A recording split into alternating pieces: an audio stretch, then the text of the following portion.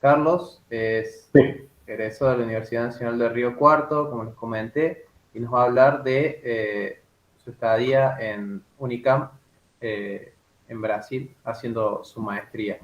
Te cedo la palabra, Carlos, y bueno, muchas gracias por estar presente. No, Pablo, gracias a vos y a todos los chicos ahí de la comisión por la invitación. Eh, bueno, a ver.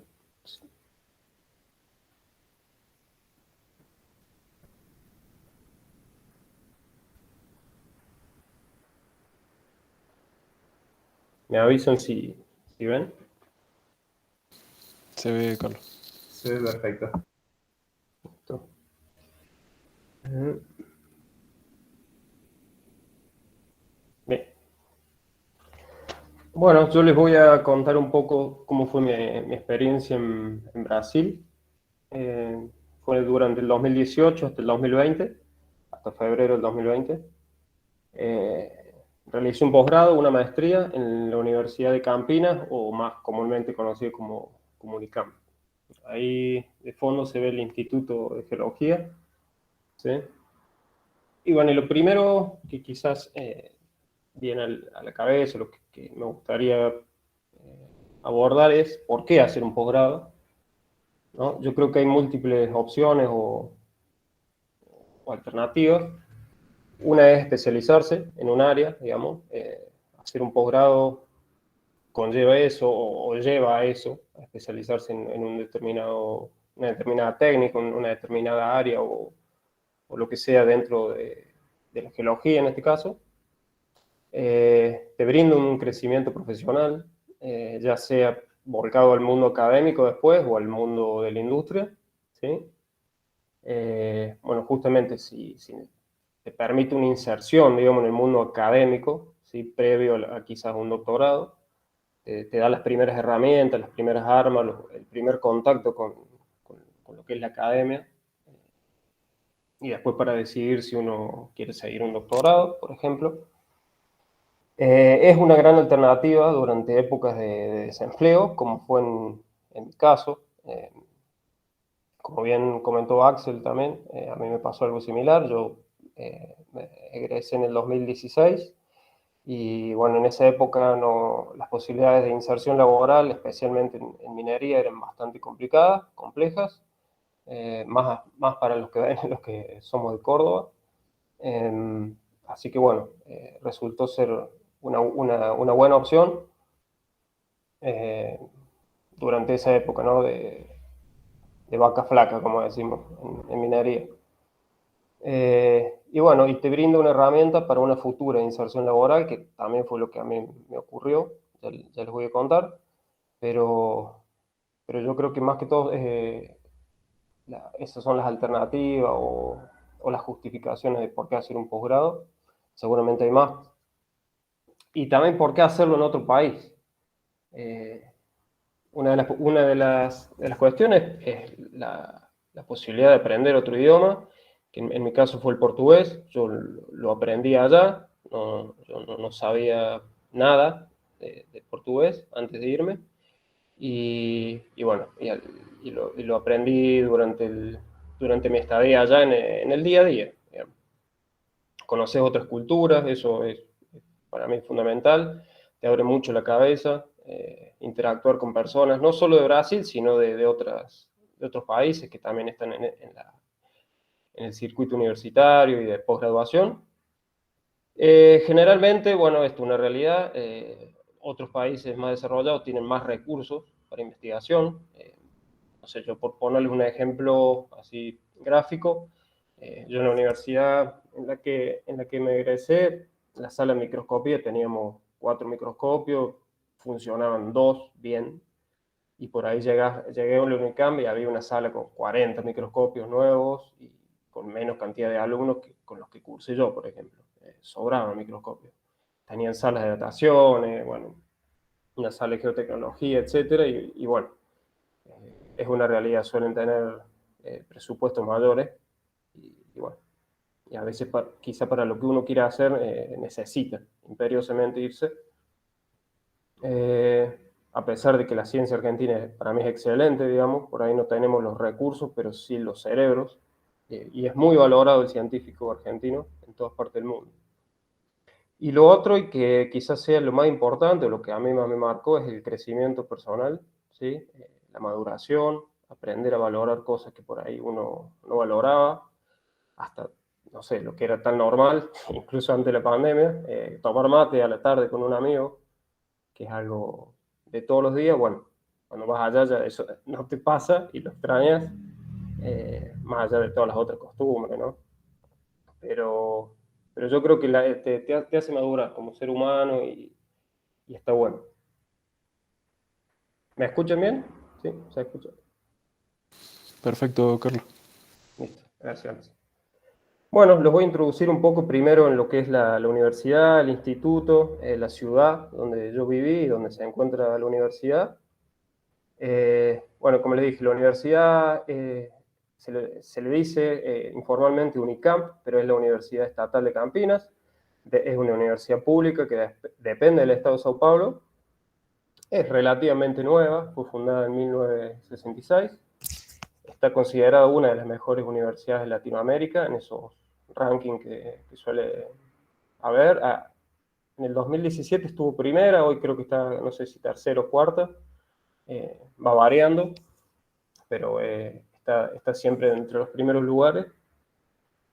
Es responsable del 15% de toda la investigación científica en Brasil, ¿sí? Tiene una gran cantidad de patentes, por ejemplo, y casi el 50% de los alumnos son de posgraduación, es decir, o están haciendo maestrías o doctorados o postdoctorados. Y lo otro interesante es que recibe casi cerca de 1000 estudiantes extranjeros por año, y la mayor parte en esos ciclos de posgraduación.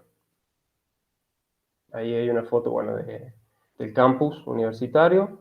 Si se fijan, bueno, el simbolito que está acá arriba a la derecha representa más o menos la distribución o la forma que tiene la universidad en planta. Y esta es una imagen de noche de la universidad.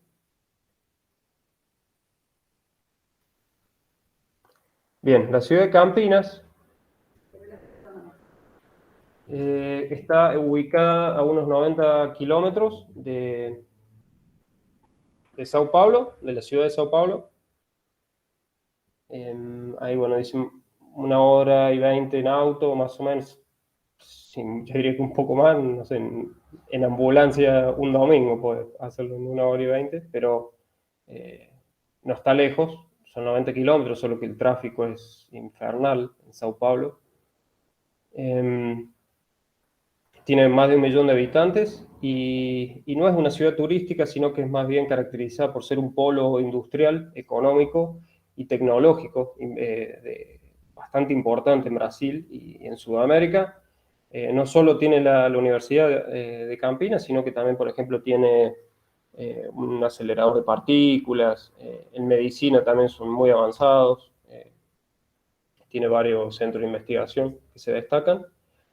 Cuenta con un aeropuerto internacional, que es el de Viracopos, y tiene viajes hacia Córdoba, directo. ¿Sí? Sí, es más caro que quizás el de Guarulhos, que es el de Sao Paulo. Yo, por ejemplo, siempre iba hasta el aeropuerto de Guarulhos, y de ahí me tomaba un colectivo hasta Campinas. Y bueno, como dato de color, digamos, la playa más cerca está a unas 3-4 horas en auto, que son las playas que están como al sur de Sao Paulo, a la zona de Santos, ahí Guarujá creo que es una, para que tengan en cuenta. Campinas no tiene playa, tiene lagos. Y esta es una panorámica de la ciudad, ¿no? Ahí, ese es el lago de Tacuaral, bastante famoso.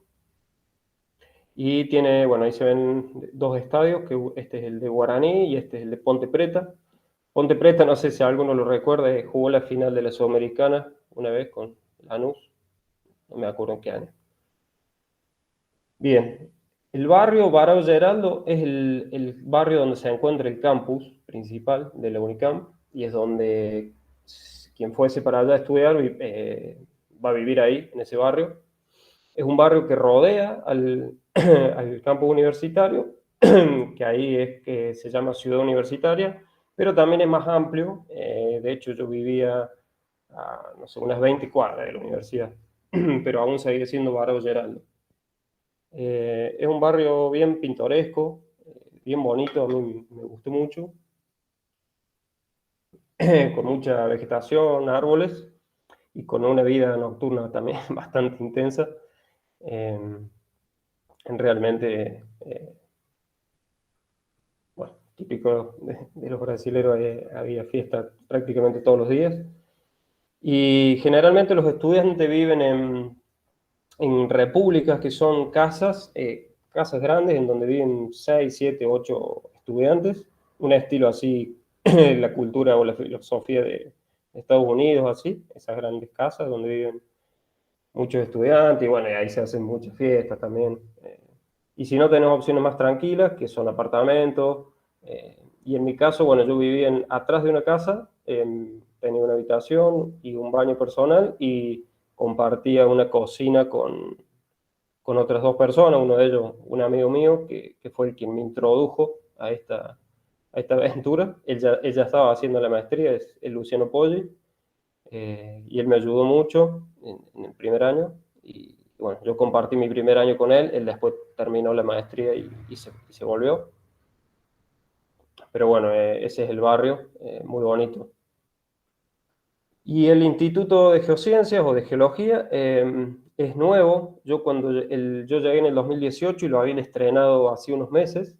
Eh, Antes estaban en otro edificio, así que bueno, casi que lo estrené.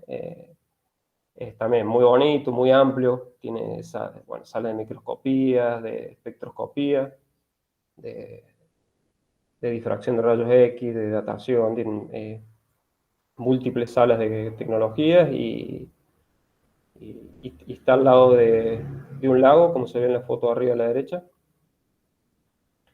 Eh, y está compuesto por 3 departamentos: el de geología, el de geografía y el de política de la ciencia y tecnología. Y en este instituto están tanto los alumnos de graduación como de posgraduación, ¿sí? Bueno, acá un poco como una guía, digamos, yo les hice, de cómo acceder a esta maestría, ¿sí? Yo ahí le he dejado en colores todos los links, ¿sí? Yo después les paso la presentación para quien le interese, ahí tienen todos los links. Yo igual les paso mi contacto porque no, por una cuestión de tiempo no voy a poder entrar en suficiente detalle de algunas cosas, pero a quien le interese quedo disponible para cualquier duda que tenga después. Entonces, el primer link, este que está en verde arriba, es lo que se conoce como un edital, que es como son las normas o las reglas que hay que cumplir para acceder, ¿sí? Pero más o menos se las he resumido acá. Lo primero es contactar a quien va a ser tu director de tesis o futuro orientador. Allá se le dice orientador. Entonces uno ingresa ese link acá y ahí están todo el cuerpo docente. Esos son todos los profesores. Mi orientador fue Diego Ducar, y las letras responden a la especialidad o al área en la que cada uno se desarrolla. En el caso de Diego, el área de geotecnología es aplicada al estudio de recursos naturales. Y bueno, y acá vagas es vacantes, son la cantidad de vacantes que tienen para maestrías y para doctorado cada profesor. Y en ese mismo link van a encontrar también los correos electrónicos de cada profesor para contactarlos. Entonces, el primer paso. Lo segundo, bueno, es la aceptación de que te acepte como orientado o como alumno, ¿sí? Para desempeñar la maestría. Luego hay que redactar un proyecto de investigación en donde el profesor te guía un poco, ¿no? Te da unas pautas o algunos lineamientos para redactarlo. Yo, salvo la licenciatura, no había redactado un proyecto de investigación y menos en inglés, así que él me fue guiando un poco. Y bueno, y después de ese proyecto, todo lo que es documentos a presentar en la universidad, ¿sí? Y bueno, acá les hice un resumen, eso está todo en el sitio web, pero una ficha de inscripción del directorio académica de la universidad, la carta de aceptación del profesor, un formulario que hay que rellenar, ¿sí? Que ahí se lo descargan de ese link. foto, currículum vitae con un énfasis académico, digamos, donde ahí consten de pasantías que han hecho, presentación en congreso, eh, actividades extracurriculares, cursos, bueno, todo eso va en el currículum vitae. Yo les puedo pasar después uno de modelo que hice yo. Después, bueno, una copia del diploma de graduación con una postilla de La Haya. Creo que Axel explicó lo que es como una certificación internacional, digamos, del diploma. Una copia del histórico escolar, que sería el analítico, el proyecto de investigación que se va a desarrollar, y bueno, después una tabla de puntuación que es como un ordenamiento, porque a cada documento uno le tiene que enumerar y poner de qué se trata y ponerlos en diferentes carpetas, ¿no? Como en este caso.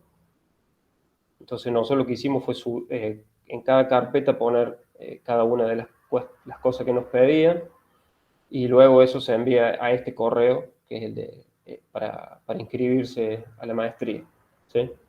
Entonces ellos lo que quieren es eso, es como que tener un orden, saber qué es cada cosa, y bueno, y por eso es como una tabla y en donde se discrimina cada documento qué es, a qué corresponde, y puede ser en español, eso. Bien, una vez que se envían todos esos documentos, lo que comienza es el proceso selectivo, ¿sí? Que consta de dos partes. El 75% del peso de ese proceso selectivo va a estar en la evaluación curricular, donde ahí entran en juego las pasantías, presentaciones en congresos, si a ese momento tienen algún artículo publicado, la escuela histórico escolar, que es el analítico, y otros cursos. Y acá les puse una tabla en donde se ve el peso que tiene cada cosa. Lo que más peso tiene es si tienen pasantías o trabajos previos, y el analítico, digamos. Eso es lo que más peso tiene. Un artículo también suma, y eso es lo que tiene que ver con la evaluación del currículo. Y por otra parte, el 25% de ese proceso selectivo va a estar dado por el proyecto de investigación, ¿no? En donde ahí lo que va a pesar son los objetivos del proyecto, la originalidad, eh, la importancia de la contribución que se pretende dar con esa investigación, una buena fundamentación científica y con los métodos a emplear, ¿sí? Y la vialidad del proyecto, esto sería, digamos, sabiendo que la maestría va a durar 2 años, bueno, que lo que uno se propone hacer esté dentro de esos plazos y dentro del presupuesto, ¿sí? Y que esté, bueno, dentro del marco del programa de posgraduación, que eso se hace en conjunto con el orientador. Bien. ¿Cómo tener una beca de estudio? ¿Sí? Uno puede hacer esto, uno puede ir a hacer la maestría sin una beca, ¿sí? El profesor te acepta, y uno, si tuviera la solvencia económica y no necesitara beca, puede ir, pero bueno, generalmente todos necesitamos una beca para ir a estudiar al extranjero. Entonces, bueno, hay diferentes entidades o organismos de fomento en los que uno puede aplicar, ¿sí? En mi caso fue en CAPES, que vendría a ser como una especie de CONICET de Brasil, ¿sí? Que depende del Estado. Después existe el CNPq, que en Brasil se le dice CNPq, porque Q es una mala palabra en portugués, que también depende del Estado, y FAPES, que depende del Estado de Sao Paulo. Ahí les puse más o menos cuánto era la beca en reales, al menos, no sé si seguirá el mismo monto, pero cuando yo fui, la beca CAPES era 1.500 reales por mes, ¿sí? Y la beca FAPES era 2.200 reales por mes. Pero es mucho más complicado de acceder a esta beca. De hecho, nosotros tratamos, pero no conseguimos. Aplicamos a ambas, y bueno, y yo quedé seleccionado en la CAPES. Entonces, ¿qué pasa? Cuando uno quiere obtener beca, cuando llene ese formulario que les decía antes, ahí te pregunta si uno va a necesitar beca. Entonces ahí pones sí, bien. Entonces, a la evaluación curricular y al proyecto de investigación que les contaba antes, se le suma una prueba escrita también, ¿sí? Entonces, con esas dos cosas, uno las califica y entra como en un orden de ranking para ver, dependiendo de la disponibilidad de becas que hubiese, si queda seleccionado o no. La prueba escrita puede ser online o presencial. Bueno, en nuestro caso es online, por una cuestión de distancia. Y bueno, ahí yo estaba viendo el edital de este año, son 20 preguntas sobre geología general, basada en ese libro, Descifrando a Teja, que es de Teixeira y colaboradores. No les podría especificar mucho sobre esto porque cuando yo hice la prueba era diferente la metodología. Uno entraba en tal día, en tal horario, y te daban 4 tópicos al azar y uno tenía que desarrollar en 1 hora y media uno de esos tópicos. Yo me acuerdo que a mí elegí métodos de prospección, y ahí, bueno, hablé un poco de métodos de prospección geofísica y geoquímica, que me acordaba. Así que no sé cómo será ahora, pero imagino que no debe ser nada fuera de lo común, digamos, dice geología general, así que... bueno, entonces, entonces se suma toda la evaluación previa del currículum, del proyecto de investigación, más la nota que uno saque en esa prueba, y ahí entra como en un ranking, y dependiendo de la posición en la que quede, obtiene o no la beca. En este caso la CAPES. La FAPES es diferente el proceso, y no, si a alguien le interesa lo vemos después en detalle. Las exigencias y los requisitos para obtener la maestría. Bueno, lo que te piden es que cumplas con un total de 16 créditos que están asociados a lo que es cursado de diferentes disciplinas o materias, de las cuales algunas son obligatorias y otras son optativas, ¿sí? En total suman 16 créditos. Se recomienda por lo general a esas materias hacerlas durante el primer semestre, de modo que uno ya se libera de eso y puede dedicarse de lleno, digamos, a la investigación. Te exigen un examen de inglés que se puede hacer allá, tiene que ser durante el transcurso del primer año, hay que demostrar una cierta capacidad en lengua extranjera. Según lo que recuerdo, era un nivel intermedio, no más que eso, ¿sí? Después existe lo que se llama un examen de cualificación, que es como una disertación previa que uno da, es como una defensa de la tesis previa, unos meses antes, en donde te evalúa una banca compuesta por 2 profesores.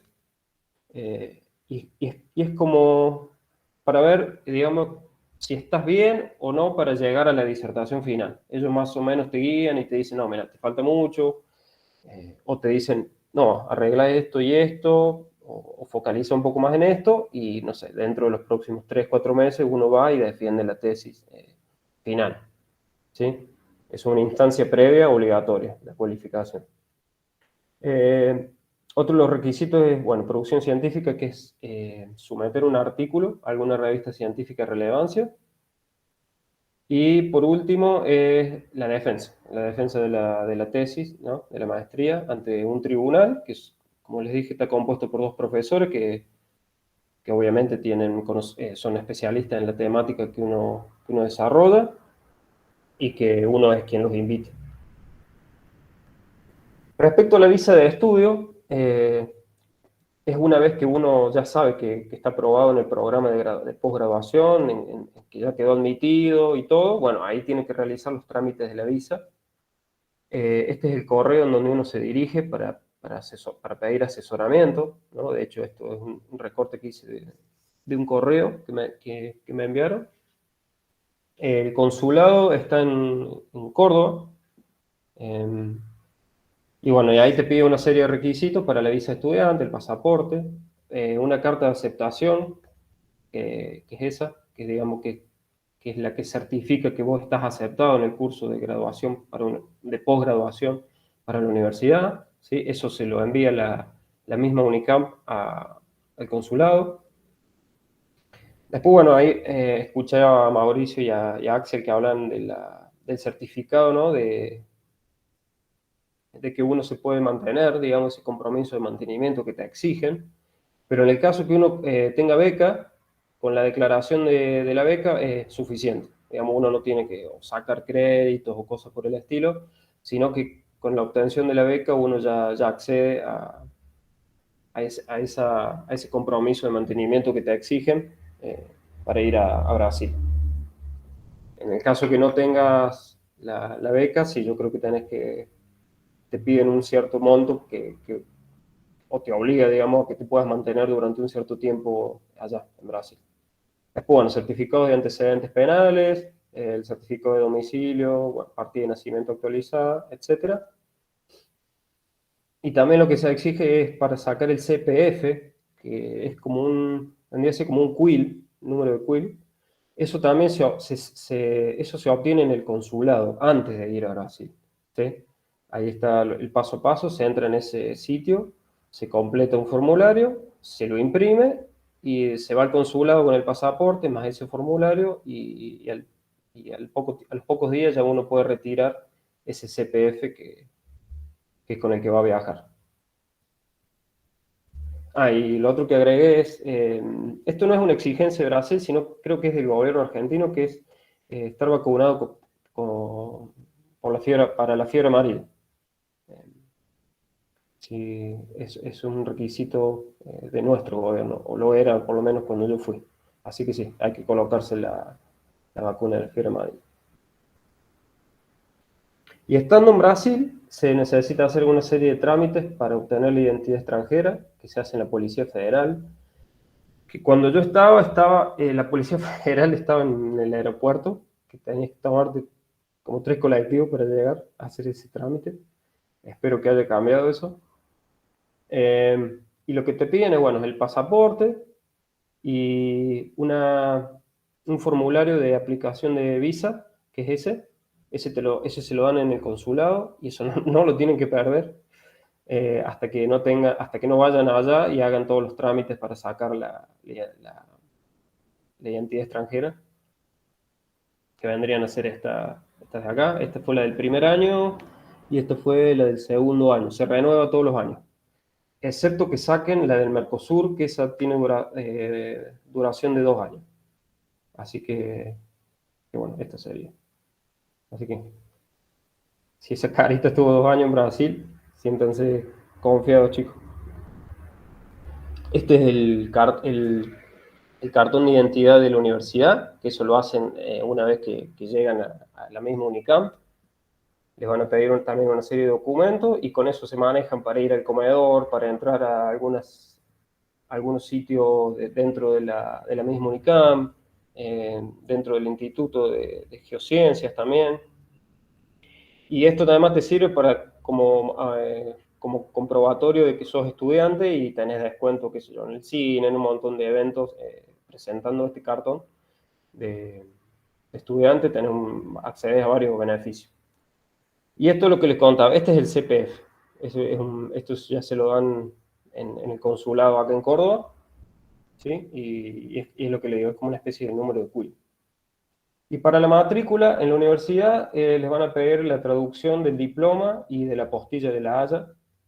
Eso yo lo hice allá, en Brasil. Debo tener el contacto de la señora, es una mujer argentina que está viviendo allá y que hace todos estos trámites. Hay que traducirlo. Bueno, ahora voy a pasar a contarles un poco de qué trató la maestría. ¿Sí? Puse como un término genérico, geología espectral. Yo lo que hice básicamente o principalmente fue aplicar espectroscopía de reflectancia a la exploración mineral, ¿sí? Yo estudié un depósito de oro que pertenece a Yamana Gold, que está ubicado en Bahía, y uno de los objetivos principales fue crear vectores que ayuden a encontrar nuevas mineralizaciones, digamos, vectores prospectivos. Así que bueno, ahí estoy logueando, ¿de acuerdo? Eso fue, sí, el depósito se llama Labra Bella, es un depósito que se piensa que es de tipo IOCG, aunque bueno, nosotros encontramos también otras características que lo alejan un poco de esa clasificación, si bien es amplia, como decía Mauricio. Acá este aparato es un espectrómetro de reflectancia de tipo portátil, en donde nosotros lo que hacíamos era medir cada 2 metros sistemáticamente a lo largo de testigos de perforación de pozos. Acá estoy con 2 de mis mejores amigos que hice allá en Brasil, con Simon y Josué, en un Sisukema, que es un escáner en donde después se genera este tipo de mapas minerales, ¿no? De las muestras de testigo. Y todo ese estudio espectral se fue acoplado con petrografías, ¿no? Microscopio electrónico de barrido y microscopía óptica. Así a grosso modo, más o menos para que tengan una idea de lo que es la espectroscopía y reflectancia. Yo la verdad que no tenía ni idea antes de ir para allá. Es una técnica, bueno, que lo que hace es usar la energía electromagnética que refleja un material en particular, ¿sí? Medido en diferentes longitudes de onda, ¿no? Emite un haz de luz, ese aparato que les mostraba recién. Y esa energía que es reflejada se traduce en una curva o en un gráfico se denomina la espectroreflectancia, que son estos tipos de espectros acá, ¿sí? O sea, los minerales particularmente exhiben rasgos dentro del espectro electromagnético y absorciones características que responden a diferentes enlaces atómicos o moleculares dentro de la estructura de cada mineral. Cada una de esas absorciones típicas pueden responder a, por ejemplo, a enlaces del tipo catión oxidrilo, a la molécula del agua, en algunos casos a iones del tipo de hierro, otro tipo de procesos que son del tipo electrónicos, mientras que en la región del infrarrojo de onda corta, ¿sí? Que va entre los 1000 y los 2500 nanómetros, los procesos tienen que ver más con cuestiones vibracionales. ¿Y por qué son de particular interés estas dos regiones del espectro electromagnético? ¿Sí? El visible infrarrojo cercano y el infrarrojo de onda corta, porque muchos de los minerales que se desarrollan en sistemas hidrotermales tienen absorciones en esos rangos, ¿sí? Como por ejemplo los filosilicatos, sean micas blancas, caolinitas, cloritas, biotitas, otros silicatos como el epidoto, actinolita, los carbonatos y también los óxidos hidróxidos de hierro, como la hematita y la goethita. Todos ellos tienen absorciones en esos rangos, ¿sí? En ese intervalo del espectro electromagnético. Entonces, por eso tan importante o es tan usado esa región. También sulfatos como el lunita, que es tan importante en los epitermales. Y una de las ventajas que tiene esta técnica es que permite una identificación rápida de los minerales, así como caracterizar zonas de alteración hidrotermal en diferentes depósitos, ¿sí? Permite delinear zonas de alteración hidrotermal. Nos brinda información sobre el grado de cristalinidad de algunos minerales, por ejemplo, de las micas blancas, y que esa cristalinidad está asociada a temperatura, entonces de alguna manera te permite diferenciar zonas quizás más calientes de más frías dentro de un sistema. También te permite evaluar la composición de algunos minerales, como cloritas, micas, turmalinas, etc., alunitas.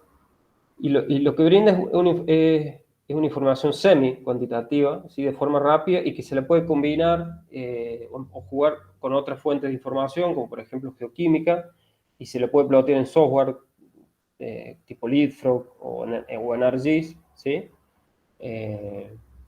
Y la otra de las ventajas de esta técnica es que se pueden hacer muchas mediciones en un mismo día, ¿sí? Ya que no precisa de preparación de la muestra, es una técnica no destructiva. Bueno, y otra de las herramientas que se usa, que también tiene que ver con espectroscopía y reflectancia, pero en este caso es ese escáner que les mostraba antes, que lo que hace es como un mapeo de la muestra de roca y genera esos mapas minerales. Y acá lo que se muestra es la muestra original del testigo, el mapa mineral y los espectros asociados y diagnóstico de cada mineral o de mezclas minerales, como en este caso. Eso es otra de las cosas.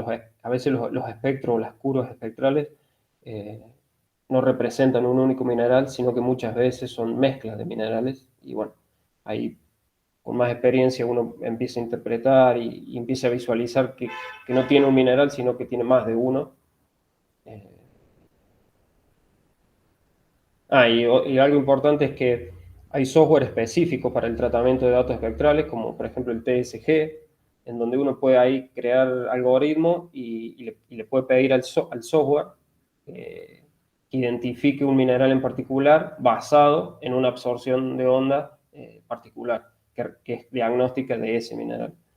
Entonces, crea ese algoritmo y se genera como una automatización del proceso y ahí uno después entonces puede filtrar todo lo que son micas, después crear otro algoritmo para la composición de todas esas micas y después plotearlo en un leadfrog o plotearlo en un ArcGIS y así poder ver diferentes cambios de composición o de cristalinidad, por ejemplo, en el caso de las micas. Bueno, un poquito los voy a poner en contexto de dónde fue mi zona de estudio, allá. Se encuentra en el cratón de San Francisco, ¿sí? Ahí, sí, en un cuadradito rojo. Que tiene, bueno, el cratón de San Francisco está formado por varios segmentos de arqueanos, ¿sí? Y está rodeado por fajas orogénicas, son las que están en color violeta. Y el depósito en sí está está en la charnela de un anticlinal, el anticlinal Ibitiara, ¿sí? Y está alojado en un granitoide de edad paleoproterozoico, ¿sí? Que es el rosado en el mapa, y está rodeado por una secuencia volcano-sedimentaria también de edad paleoproterozoica, y después luego tenía algunas intrusiones máficas del mesoproterozoico. Y ahí, bueno, un poco más a escala local, el depósito en sí, ¿no? Donde en rosa está ese granitoide que les decía, mayormente alterado a sericitas y a hematitas. Y ahí en rojo están los 5 pozos que nosotros evaluamos, alineados en una sección. ¿Sí? Y ahí, bueno, entonces lo primero que se hizo es hacer mediciones con el espectrómetro cada 2 metros, sistemáticas. Entonces con eso uno tiene un panorama rápido de la mineralogía que tiene cada pozo, y luego eso se puede interpolar y empezar a generar zonas de minerales, y bueno, después un poco se va afinando con la petrografía, más no microsonda, sino el microscopio electrónico, y un poco de geoquímica, y termina generando una sección de más detalle, con mayor confianza, digamos. La mineralización del depósito está básicamente alojada en zonas masivas de sulfuros, ¿sí? Que mayormente es pirita, fuertemente es pirita, por eso es que un poco lo aleja de esa clasificación de tipo IOCG, porque no suele dominar minerales como calcopirita o bornita en los IOCG, y en este caso es pirita el sulfuro dominante. Y bueno, ahí hay unas fotos del microscopio donde se veía el oro, los granos de oro, acá incluido en pirita, rodeado por hematitas, y acá en asociación con tenantita, digenita. Y el otro tipo de mineralización es asociado a óxidos de hierro, tanto magnetitas como hematitas, ¿sí? Y tenía la particularidad de que había una mica verde asociada a esa mineralización, que posiblemente haya sido una roscoelita, que es una mica rica en cromo, vanadio, y acá se ve la asociación de esa mica junto con la magnetita, como en vetillas. Y bueno, y otro mineral bastante conspicuo en el depósito era la turmalina y el cuarzo, además de los óxidos de hierro y la sericita. Acá en el microscopio, bueno, se ve también unos granos de oro asociado en este caso a hematita. Y bueno, uno de los productos, los resultados de la maestría, además de la tesis, que está pública, me olvidé ponerle enlace, pero después les puedo pasar, está en la biblioteca de la universidad, la tesis, por si alguien quiere ver. Pero uno de los resultados o del compromiso que uno tiene con el orientador es de publicar un artículo científico, ¿sí? Y que en este caso, bueno, yo lo he publicado recientemente, es un proceso largo, o al menos lo fue para mí, demoró casi un año en publicarse, y fue publicado hace un poquito más de 2 meses en la All Geology Reviews, y bueno, ahí están los coautores, Diego, que es fue mi orientador, Josué, que es, además de un amigo, un compañero y que me acompañó al campo, allá. Él también estudió ese depósito, pero lo vio desde una visión más superficial, él, ¿sí? Y Leandro Rocha, que en ese momento era el coordinador de geología de la llama Nebot. Y los principales resultados para, yo después les paso el paper, si cualquier cosa, si alguien tiene interés, pero para no perder tanto tiempo, les muestro cuáles fueron quizás los resultados más llamativos o más destacados del trabajo, ¿sí? Que nosotros lo que veíamos es un cambio composicional de la mica y un cambio en la cristalinidad de la mica, ¿sí? Acá se ven los espectros. La composición de la mica se interpreta a partir de un corrimiento en la longitud de onda del rasgo del 2200 nanómetros, ¿sí? Composiciones en este caso más muscovíticas, ricas en potasio, tienden a estar hacia la izquierda, en el 2200, ¿no? Por ejemplo, este es 2196 nanómetros, mientras que esa absorción, que es dada por el enlace de aluminio oxidrilo, cuando se va hacia longitudes de onda mayores, tiende a ser más fengítica la mica, ¿sí? Más rica en hierro, magnesio. Y bueno, y además de ese cambio composicional, lo que veíamos era un cambio en la cristalinidad. Y cómo estaba distribuida tanto la composición como la cristalinidad, bueno, acá lo mostramos en la sección, acá están los 5 pozos de la sección que se evaluó, y lo que se veía es que la composición de la mica variaba desde una mica más rica en aluminio, más muscovítica, acá en la derecha, e iba cambiando hacia una composición más fengítica hacia la izquierda, digamos. Y esa composición estaba fuertemente asociada con una mayor mineralización o un mayor grado de mineralización de oro, ¿sí? Es decir, la longitud de onda aumentaba conforme aumentaba el grado de oro lateralmente, mientras que la cristalinidad lo que mostró es una zonación de base a techo, en donde las mayores cristalinidades estaban concentradas en la parte superior del depósito y las bajas cristalinidades en la parte inferior, digamos, en la base del depósito, y en algunos casos era muy fuerte o muy brusco ese cambio. Y lo que también notamos que mucha de la mineralización o de las zonas mineralizadas estaba justo en el contacto entre esas zonas de mayor cristalinidad con esas zonas de menor cristalinidad, ¿sí? Entonces, digamos, como el corolario de eso es que parece que habría una relación entre la composición con el grado de mineralización, ¿sí? Como lo marca, y ese es uno de los vectores que se desarrolló, ¿no? Entonces, a mayor grado de oro, la mica se hace más fengítica, y eso está reflejado en las longitudes de onda. Y en el caso de la cristalinidad, lo que nosotros interpretamos es que en ese cambio entre zonas de alta cristalinidad y de baja cristalinidad, que no sé si les dije al principio, pero está asociado con cambios en la temperatura del fluido hidrotermal, quizá en ese cambio de temperatura puede haber sido zonas favorables donde se depositó el oro, digamos, ¿no? Siempre se necesita algún cambio físico o químico para que el mineral precipite, y nosotros creemos que puede haber sido ese contraste térmico, quizás fue lo que desencadenó la depositación del oro.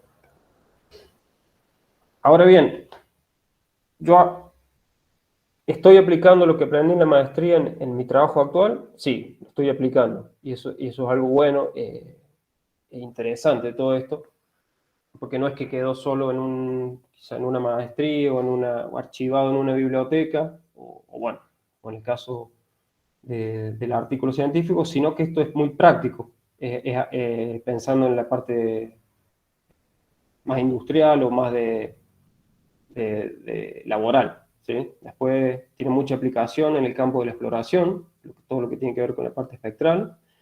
Y bueno, yo actualmente lo estoy desarrollando en Barrick, ¿sí? Acá lo que le muestro son, por ejemplo, en el caso de una zona que estamos explorando, cómo varía la cristalinidad de la mica. Estas son muestras de mano, muestras de chip. Entonces se pueden delinear zonas de mayor cristalinidad que quizás se les pueda asociar a zonas o a centros calientes, ¿sí? Acá se ploteó la cristalinidad versus el oro para ver si había relaciones. Y también lo que se ve en otras zonas que estamos estudiando es una variación composicional bien marcada de la mica conforme aumenta la profundidad, ¿no? Estos son pozos. Eh, Ese cambio en la composición de la mica está asociado posiblemente a un cambio en el pH del fluido, pasando de una zona más pH más ácidos, ¿sí? En la zona superficial, hacia pH más neutros, conforme aumenta la profundidad.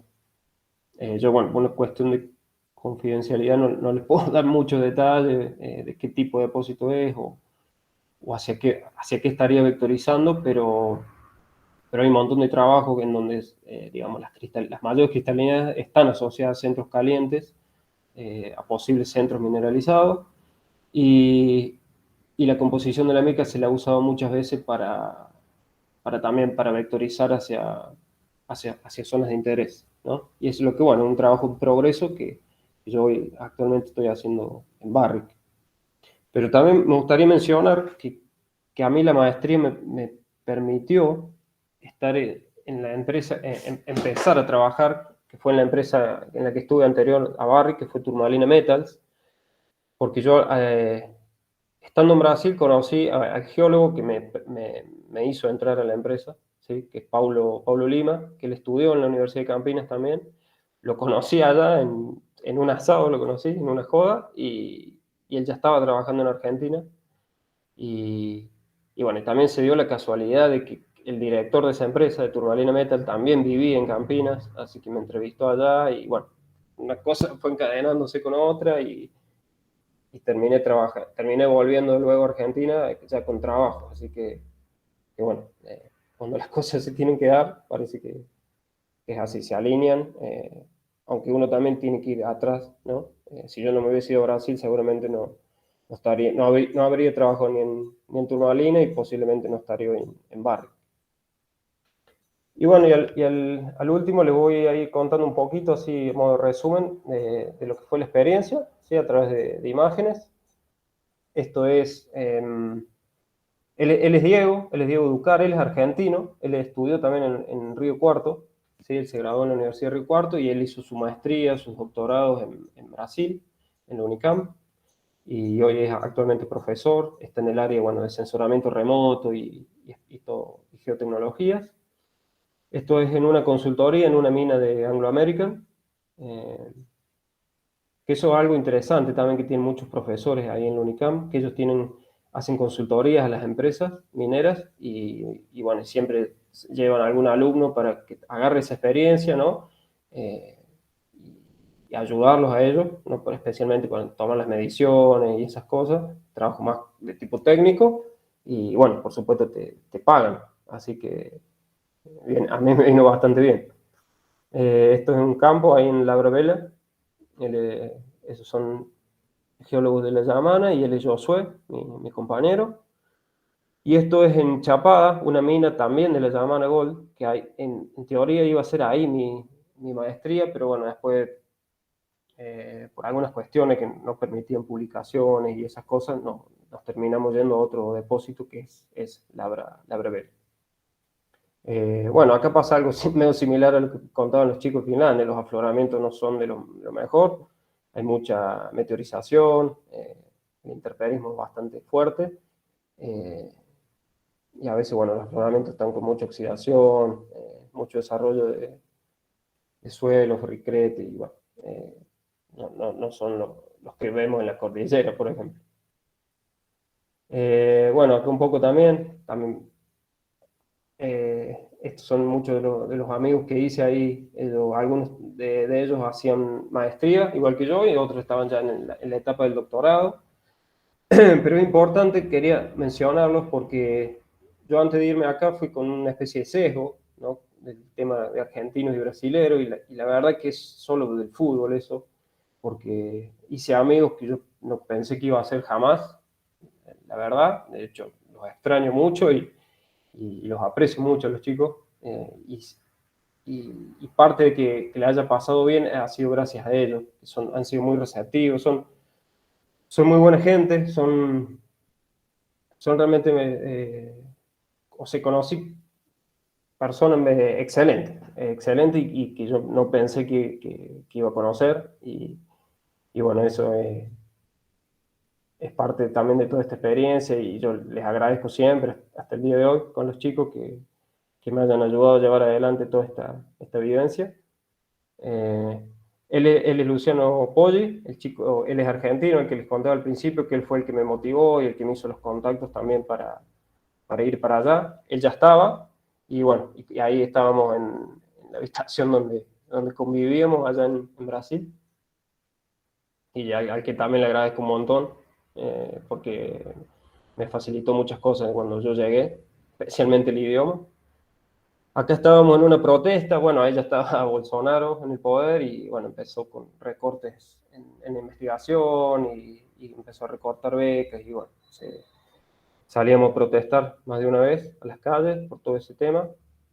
Y bueno, acá también formé parte del equipo de fútbol del Instituto de Geología, también una experiencia linda, así que quería también mostrarles. Y bueno, yo en el flyer les había puesto que si hay vida más allá de la playa, y es porque realmente hay vida más allá de la playa. Y cuando uno dice que se va a Brasil, lo primero que piensa, yo también lo pensé, es que en las playas. Pero conocí lugares maravillosos en el centro de Brasil, por ejemplo. Esto es en Chapada Diamantina. Esto es una región al oeste de Bahía, ¿sí? En donde están ese tipo así de zonas amesetadas, tipo Gran Cañón, así. Es realmente muy bonito. Y y en algunas partes me recordaba algunos ríos de la Sierra de Córdoba. Realmente hermoso. Chapada Diamantina, si alguna vez tienen la posibilidad de ir y pueden, o les gusta algo más de tipo montañoso, así deseamente, se los recomiendo porque es maravilloso. Esto es una zona ahí también, era un río que pasaba en el medio de toda esa sierra. Realmente muy, muy bonito, Chapada Diamantina. Pero bueno, obviamente la playa también me fueron a visitar parte de mi familia y otros amigos, y anduvimos por la zona al norte de Río, esto es en Arraial do Cabo, que es paradisíaco, realmente tipo Caribe, la playa, el agua, eh, y obviamente que hay que ir también a las playas. Y esto para mostrarle, por ejemplo, otro lugar que está al sur, esto es en Río Grande do Sur, que es donde yo fui a un congreso, donde presenté uno de los primeros resultados de la tesis, que tiene un aire a Villa General Belgrano, tiene también una fuerte idiosincrasia alemana, hay también fiesta del chocolate, bueno, como ven acá también suele nevar, esto es Brasil, y, y es un sitio que yo tampoco me esperaba que iba a encontrar, pero es sumamente hermoso y te hace acordar ese tipo de lugares, así un estilo, no sé, no conozco, pero por la película de Tonto y Retonto me recordaba a Aspen. Así que bueno, hermoso, un poco caro, pero realmente muy, muy bonito el lugar. Y bueno, y esto fue al último ya en la defensa de la tesis, ¿sí? Con Diego, que fue mi orientador, y él es Beto Sousa Filho, que es uno de los integrantes de la banca. Y bueno, ahí ya habíamos terminado, ya estábamos más relajados. Y la otra integrante de la banca estuvo vía online. Pero bueno, eso fue la defensa, eso fue en febrero del 2020. Y bueno, eso es todo, chicos. Les agradezco y quedo atento a cualquier pregunta. Seguro que hay muchas, porque bueno, me deben haber quedado muchas cosas por contar o detalles, pero en el caso que no les podamos contestar ahora, me contactan y lo hablamos. Buenísimo, Carlos. La verdad que muy interesante tu charla. Bueno, ya que veo que sos de River, te voy a decir felicitaciones por el campeonato. Gracias, che. Te quería, bueno, ya saben, como les digo siempre, las preguntas que tengan, mándenlas acá al chat, yo los voy leyendo. Yo te quería consultar en cuanto, cuando vos utilizas el escáner este que usan en la universidad, no me acuerdo bien el nombre. ¿El software que utilizan es un software complicado de usar, digamos, o es más bien bastante intuitivo? Y, y sobre eso también, es- me parece que está muy bueno el análisis ese para, digamos, para lo que es el planificar el tratamiento de la mena, digamos, en ese sentido. Y cómo afecta la cristalinidad en lo que es la extracción de la mena y la dilución y la liberación, sobre todo. Ujú. Bueno, respecto a lo del software, nosotros para procesar los datos del escáner usamos el ENVI. No sé si más o menos están familiarizados con el ENVI. No, no lo conozco. Es un software de procesamiento de imágenes satelitales, generalmente lo usan para procesar imágenes satelitales, pero en este caso se generan imágenes a partir del procesamiento del escáner, así que también se utiliza. No es tan intuitivo, yo la verdad que a mí me ayudó mucho Luciano Poggi, de hecho había creado un tutorial del paso a paso para hacer el procesamiento. Y lo otro que me decía, sí, es tal cual lo que decís vos. De hecho, en esa consultoría que yo le mostré con Diego, que estábamos en una mina de Anglo American, la consultoría estaba focalizada justamente en eso, en ver la abundancia de los minerales ganga para el procesamiento metalúrgico. Ahí, por ejemplo, había algunas arcillas que molestaban en el proceso de metalurgia, entonces lo que se hacía era al final nunca vi cuál era el resultado de la consultoría, no me lo mostró Diego, pero yo imagino que lo que intentaban discriminar eran las zonas en donde había más de esa arcilla y zonas donde había menos cantidad, pensando después en el procesamiento en la planta. Pero sí, tal cual, Pablo, se usa bastante para lo que es todo procesamiento mineral y eh, discriminar ganga, mena, sí. Buenísimo, muchísimas gracias. Eh, A vos. vamos a ver si sale alguna otra pregunta en el chat.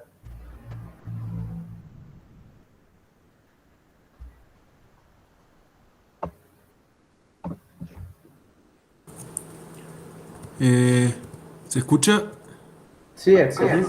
Hey, Carlos, sí, te quería hacer dos preguntas. La primera, ¿cómo ves la relación universidad-industria en comparación con Argentina? Y la segunda, ¿qué tan fácil es empezar a trabajar en Brasil siendo extranjero o la maestría? Teniendo en cuenta que, bueno, la experiencia de cómo sale tu primer laburo sale de un asado conociendo a una persona relacionada a Turmalina en un proyecto en Argentina, pero ¿cómo es para un extranjero si los chicos van, si tienen posibilidad luego no sé, conseguir un trabajo como trainee, como junior en alguna compañía cerca, que esté operando cerca, si hay una relación industria-universidad un poco mejor que acá en Argentina, que la verdad que me parece que dejamos mucho que desear, y Ujú. bueno, un poco tu mirada en ese aspecto. Buenísimo, Axel. Sí, son las dos preguntas muy buenas. Sí, es mejor que acá. Bueno, especialmente nosotros, no sé ustedes en Córdoba, Axel, pero en Río Cuarto los convenios eran bastante escasos. Eh, de hecho, en un momento la filosofía de la universidad era bastante eh, perjudicial para la salida laboral en minería. Pero no, allá es fuerte. Hay una sinergia bien fuerte entre las universidades y las empresas, ya sea de minería o de petróleo. Es realmente muy fuerte. Hay fuertes convenios. eh, por ejemplo, Petrobras brinda, siempre están con convenios, yo conozco el caso no del Unicam, pero hacen proyectos juntos en donde Petrobras brinda un presupuesto bastante grande para que se investigue cosas de alta tecnología y al final es un feedback, digamos, es una simbiosis lo que se genera, ¿no? Porque una cosa alimenta a la otra y es un ganar-ganar. Eh, y en la minería yo lo vi mucho también.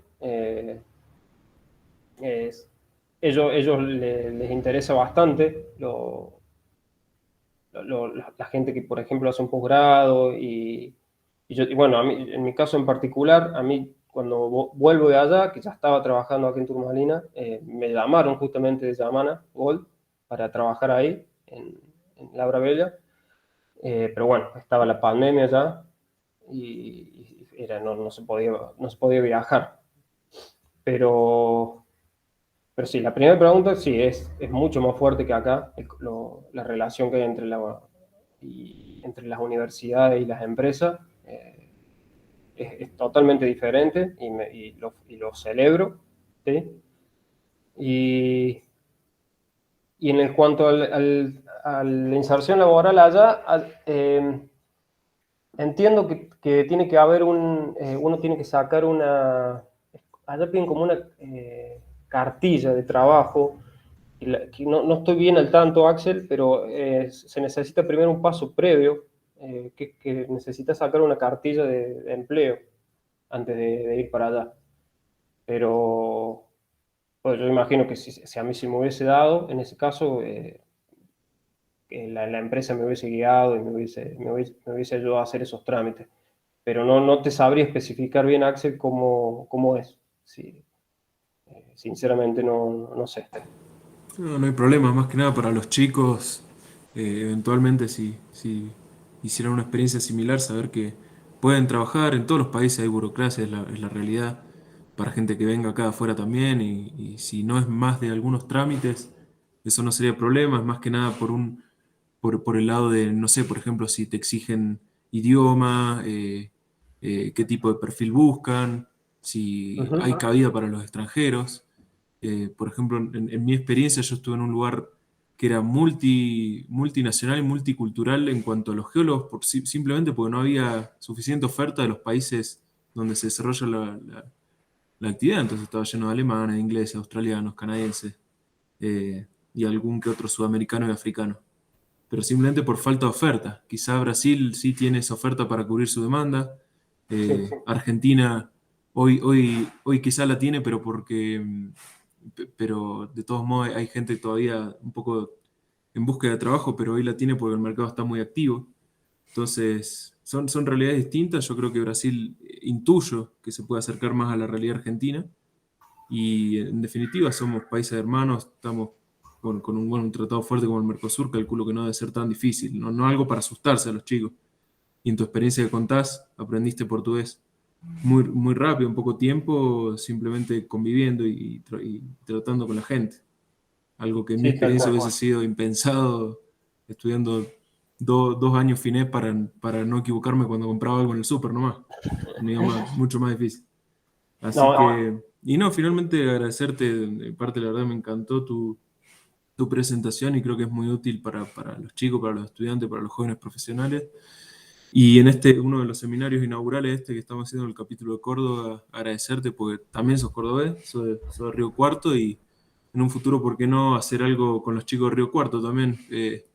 Usándote como link o como un mediador ahí.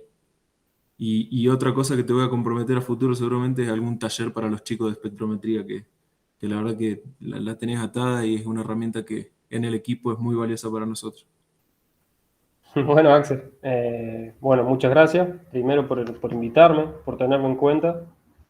Y sí, estaría bueno. Yo ayer tuve la experiencia el SEC en la UNICAM y la verdad que me decía, puta, ¿cómo no tenemos una acá? Y cuando vos me contaste de esto que estaban armando con la CGA, me encantó. Abre muchas posibilidades.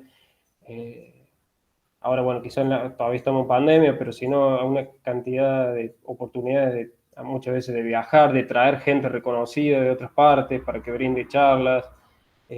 Realmente se generan unos convenios muy lindos con este tipo de organizaciones, así que a mí me alegró mucho cuando me dijiste que estabas organizando esto y sí, estaría bueno que Río Cuarto también empezase a organizar un capítulo estudiantil y aprovechar un poco también, insertarse un poco también en lo que es la industria y ese feedback que hablábamos recién, me parece que también es un buen punto de partida.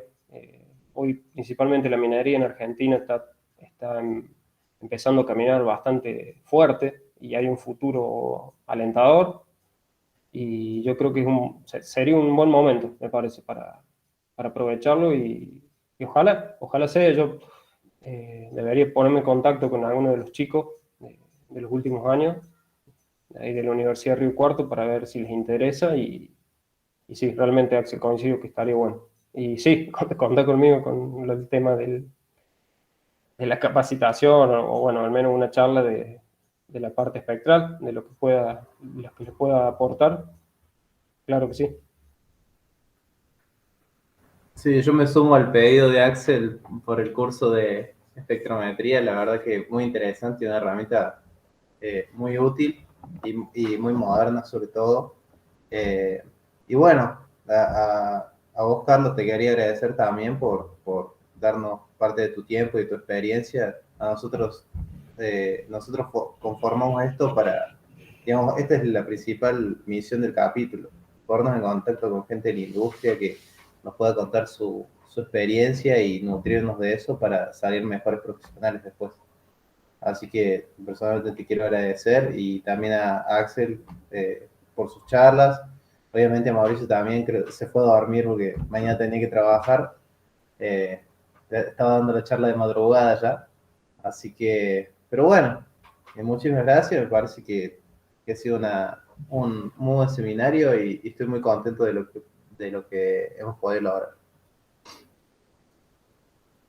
Bueno, Pablo, yo les agradezco a ustedes la invitación y bueno, ojalá tengamos más próximamente, así nos sumamos y cada vez se suma más gente y se empieza a ampliar la red y se genere ese ida y vuelta que es tan necesario, entre las universidades y la industria. Totalmente, totalmente. Bueno, y también muchas gracias a los que se quedaron hasta ahora y a todos los que han venido a presenciar la charla. Eh, Así que bueno, vamos a cerrar. Eh, que tengan un muy buen fin de semana y vamos a estar en contacto seguramente Carlos. Axel, yo le dije que tiene que alcanzar los presentes de parte de cada capítulo. Ah, mira, no Así me que si dijiste no, eso. te digo en vivo por las dudas, viste, que no parezcan las cosas. Que no llegue después. Así que bueno, muchísimas gracias por todo y que tengan un muy buen fin de semana. Dale, Bueno, gracias, Pablo. gracias. Igual para ustedes. Que estén bien. Hasta luego. Dale, gracias a Abrazo. todos. Chau, chau. Chau.